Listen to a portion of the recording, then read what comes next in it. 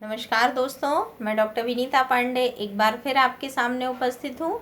और आज हम बात करने वाले हैं कि किस प्रकार से बच्चे जो होते हैं वो टीचिंग के कैरियर में जा सकते हैं और नई शिक्षा नीति में जो आपका इंटीग्रेटेड बीएड आया है उसका पूरा कॉन्सेप्ट क्या है ये हम समझेंगे।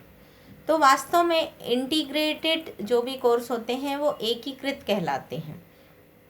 इसका अर्थ होता है कि आप नॉर्मल ग्रेजुएशन जो करते थे उस ग्रेजुएशन के साथ आपका एक एजुकेशन का जो शिक्षा संकाय का एक पेपर होता है वो आपको हर सेमेस्टर में जोड़ दिया जाएगा।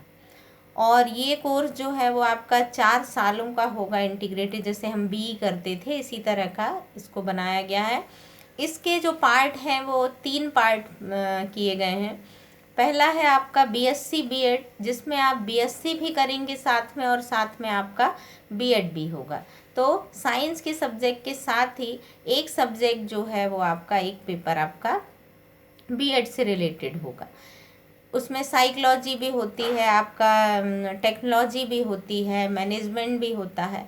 हर तरह के स्कूल सब्जेक्ट जो आपके टीचिंग से रिलेटेड होते हैं वो सारे इसमें वो होते हैं।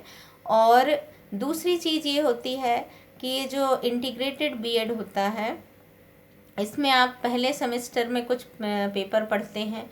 बीएससी से रिलेटेड एक पेपर आप पढ़ेंगे, एजुकेशन से रिलेटेड, साथ ही प्रैक्टिकल्स होंगे आपको जिसमें आपको प्रोजेक्ट के बेस पर ही चीज़ें होंगी और इंटर्नशिप भी कराई जाएगी आपकी।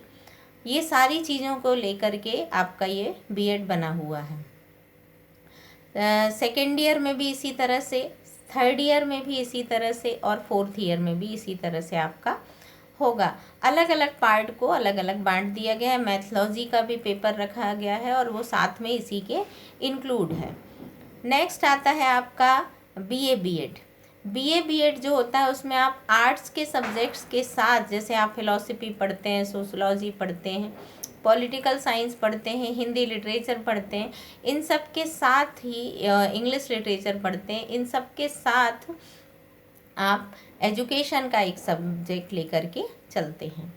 नेक्स्ट आता है आपका बीकॉम बीएड, जिसमें आप बीकॉम के साथ साथ बीएड को कर सकते हैं। और यहाँ पर एक चीज़ का विशेष फ़ायदा होता है कि आपके अकाउंट के सब्जेक्ट तो आप साथ में पढ़ते ही हैं, साथ ही आप एजुकेशन के सब्जेक्ट को, साइकोलॉजी के सब्जेक्ट के और भी आप इसका सिलेबस उठा करके देखेंगे तो आपको एक चीज़ का फ़ायदा ये है कि उस डिग्री के साथ साथ 1 साल का जो अलग अलग हम बीएड करते थे पहले, या बाद में ग्रेजुएशन के बाद हम 2 ईयर का बीएड करते थे, इसमें 12th के बाद ही आपको ये डिसाइड हो जाएगा कि आप किस दिशा में जा रहे हैं। और यहाँ आपको दोनों चीज़ों में फ़ायदा होगा कि आप एजुकेशन में भी जा सकते हैं और साथ ही आपने बीकॉम या बीए या बीएससी जो भी की है उसका फ़ायदा तो आपको मिलने वाला है। ये सारी चीज़ें आपको एकीकृत बीएड में दिया गया है।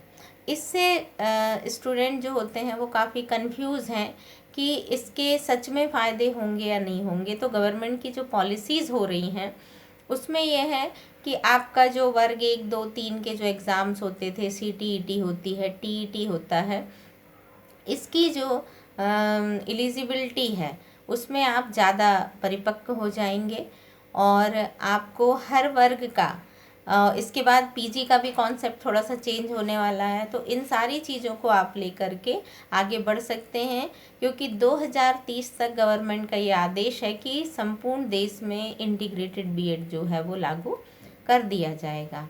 तो आशा है कि जो हमारे नए बच्चे निकल रहे हैं जो केवल ग्रेजुएशन करते थे उनके लिए एक नई दिशा है कि आप 12th से ही डिसाइड कर लें, क्योंकि मैंने अपने जीवन काल में टीचिंग के अनुभव में देखा है कि बहुत कम बच्चे ऐसे होते हैं, 10% स्टूडेंट ऐसे होते हैं जो अपने इंटरेस्ट के साथ बीएड में आते हैं। बाकी बहुत सारे ऐसे होते हैं कि जिनको कहीं सफलता नहीं मिली तो वो आ जाते हैं। जैसे उन्होंने देखा कि बीई करके बैठे हैं, अब जॉब नहीं लग रहा है, बीई के बाद लोग डीएड और बीएड कर रहे हैं।